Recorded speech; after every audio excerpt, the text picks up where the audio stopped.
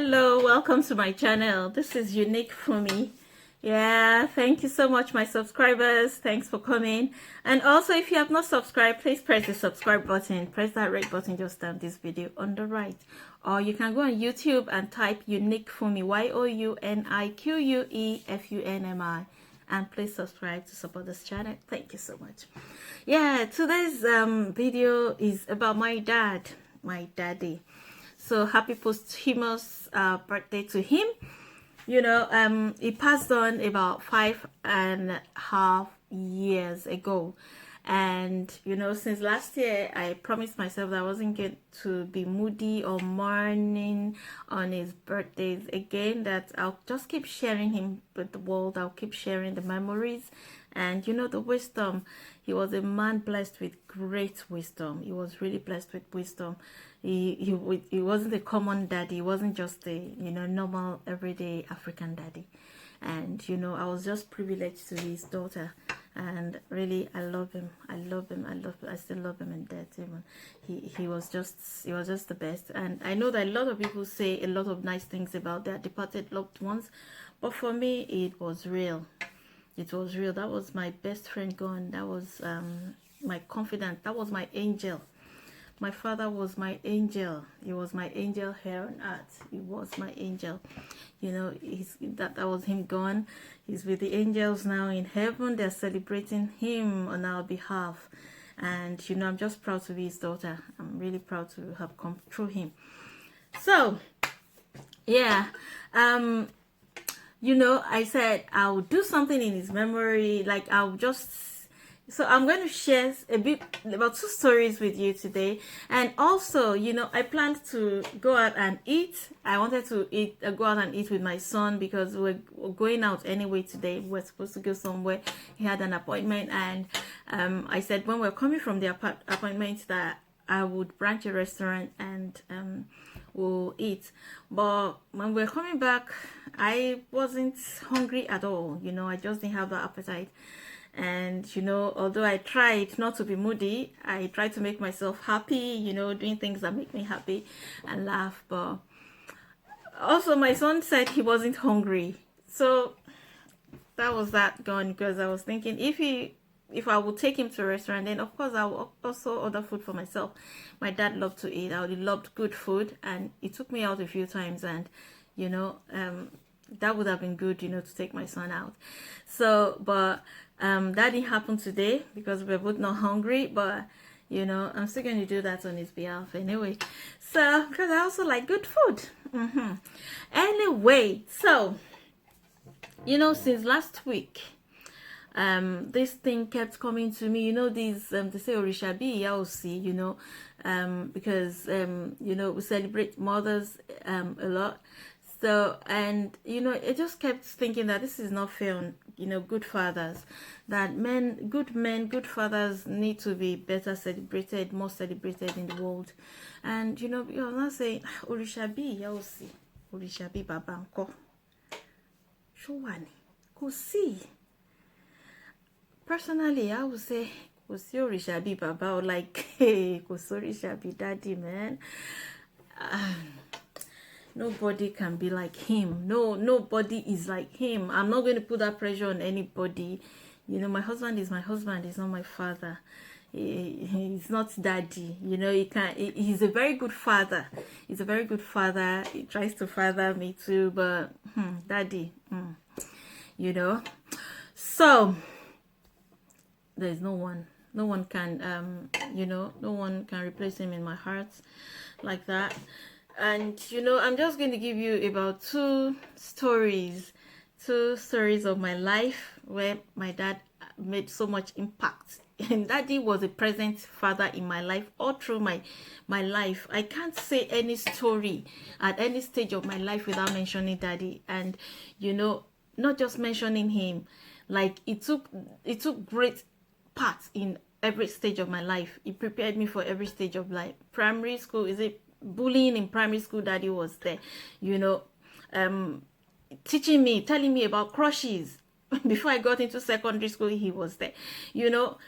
Dating, daddy was present, you know. God, you know, he was the first person that told me, he was the one that told me about family planning. You know, he talked to me about alcohol, you know, cooking, how to cook. Daddy taught me how to cook. I have so many things, you know, about marriage.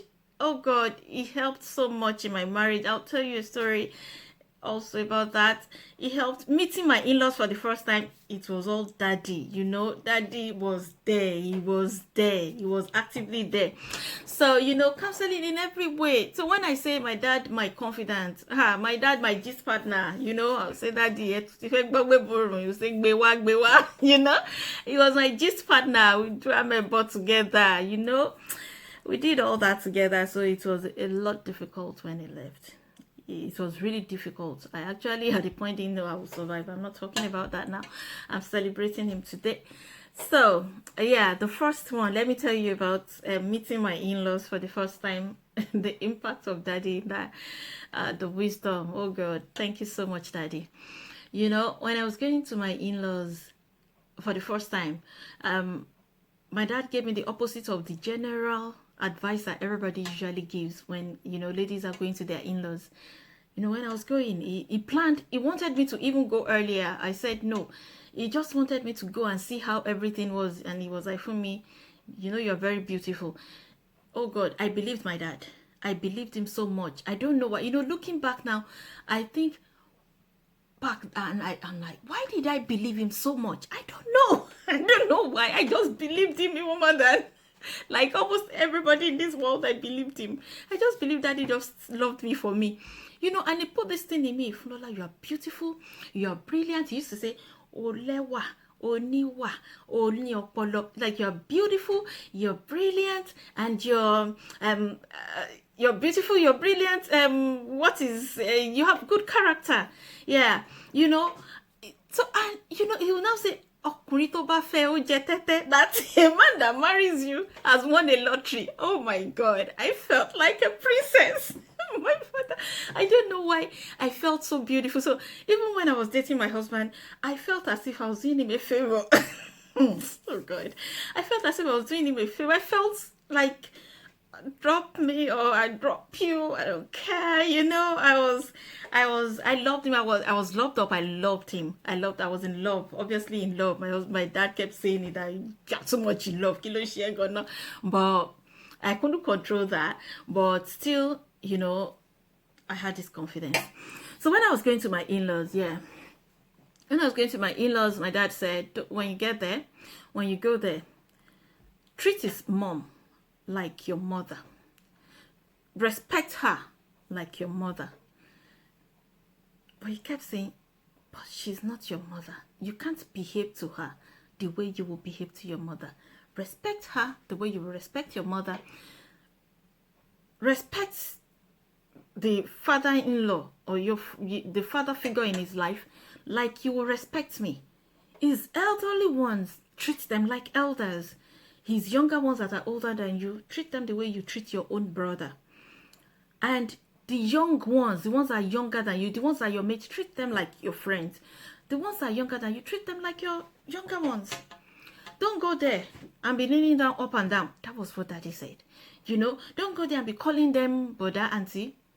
The way you kneel down to greet me and your mom, kneel down to greet the father and the mother, you know, and the elders. Don't be calling, you know, every Tom, Dick, and Harry, you know, brother, auntie. And don't go there to be washing plates and sweeping floors and, you know, and cooking.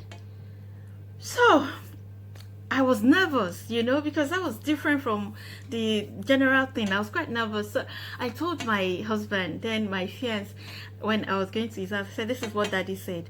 And thank God he also said, no, that's fine. That they don't have that kind of problems and all that. I shouldn't bother. That I should just be myself. That I should relax. So when I got there, that was what I did. Guys, that was what I did. And, you know, I just thank God because this has given me so much peace of mind in marriage. Hey, guys, I've counseled people, I've ministered to people, I've seen real life issues, you know, starting from where ladies started what they can't finish, what they can't continue. You know, when they pretended to be this very perfect girl, and now they can't just continue. You can't continue it. After some time, you'll be yourself. You know, a finiwa. You know, I was just myself. I know I'm cultured. I know I'm not a rude person. I know, but I know I'm not a rag to be stepped on, you know. So I was just myself. So, and that helped me a lot. That has given me so much peace. That has helped me. So thank you, Daddy. Thank you so much for that. You did that, and you know, thank you, sir. So, also, how he gained my husband's trust. You know, this was after marriage. After marriage, when my husband got here, at the point, you know, when my husband started working, he felt obliged to give my dad some money, to give him money, you know, when he started earning. You know, Daddy has been there for me, he has been there for all of us, you know. And he called me and asked me, that my husband called me to ask me for Daddy's account number, but I didn't want to give him. I said, okay, let me ask Daddy first, you know. So I asked Daddy first, that my husband wanted to give him money. So he said, for me, tell him to call me. He should call me. That why is he coming to me through you? That let him call me, he's my son. So I told my husband to call my dad. So later my husband called me, but my dad didn't tell me anything. Then, you know, my husband called me later in the evening and said, oh, Fumi, big respect to Daddy, that he has not seen this kind of man before. I said, okay, what happened? What did Daddy say? He said, Daddy, when he called Daddy said, you're a responsible man, thank you, but you can't pay me. You can't pay me. What do you want to pay me for? You can't pay me for Fumi. She's my daughter. See, if you want me to bless you, you owe me nothing. He told my husband that my husband owes him nothing, and that if he wants him to be happy with him, that if my husband wants him to bless him, that he should take care of me, that my husband should take care of me and take care of every child that we have. That as long as he does that, that his spirit, his soul, his body will bless him. He said, Orimi, eledami okomi amagbadura. You owe me nothing, no. Just that money you want to give me, go and invest into your future. The money you want to just be investing into your future. Invest and take care of your family. As long as you take care of her, you do right by my daughter, you've done me no wrong. I've blessed you. My heart is blessing you. And that is it. Just focus on your life. Focus on your future. I love you. You're a responsible man. My husband said he just opened his mouth. He couldn't close it. He was looking at the phone. And you know, as my husband was telling me this, my head was swelling, because I was just like, Daddy, how proud am I of this man? Like, you know, even as at then, my dad was not a billionaire. He was just a comfortable man. But the most important thing is that he was contented. He was a very contented man. And you know, when I call him Abiyamo Toto, when I say my father was an Abiyamo, people don't understand. You know, when he died, and my brother said, after God, Daddy. I said, after God, it was Daddy. It wasn't as if I didn't love my husband, but really sincerely, after God, it was Daddy. You know, and you know, when my brother said, what we've lost, nobody knows. We know what we lost. We know what we will miss. We knew what we will miss when he died. And you know, all my siblings, my sisters, everybody, there's no, you can't, if you call any one of us, when we start talking about Daddy, we'll keep talking about him for the next 100 years. That was Daddy. He was a very present man. And you know, I just want to tell you this. I just want to share this wisdom with whoever this can help. You know, a potential father-in-law, a potential son-in-law, a potential daughter-in-law, you know, anybody, or you know, it can be useful to anybody.